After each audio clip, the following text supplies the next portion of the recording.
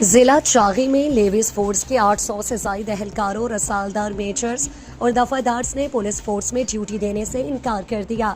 یہ فیصلہ levies force کے ایک اہم اجلاس میں کیا گیا، جس میں رسالدار میجر منیر احمد حسنی، رسالدار ظفر اقبال نوتزئی، رسالدار ملک محمد نوتزئی، رسالدار حاجی قادر بخش جوشنزئی، محمد مبین اور محمد قاسم سمیت سینکڑوں اہلکار شریک تھے۔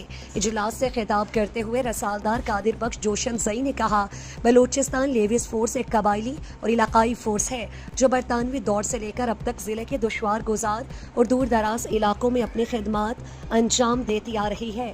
کم وسائل کے باوجود لیویز نے ہمیشہ امن و امان برقرار رکھا ہے۔ انہوں نے کہا کہ لیویز فورس کو راتوں رات پولیس میں ضم کرنا ناقابل قبول ہے۔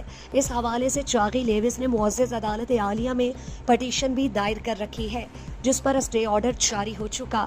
اس کے باوجود ایک تبادلہ شدہ اور اختیارات سے محروم اسسٹنٹ کمشنر کی جانب سے عدالتی احکامات کی خلاف ورزی کرتے ہوئے زبردستی انضمام کی کوشش کی جا رہی ہے۔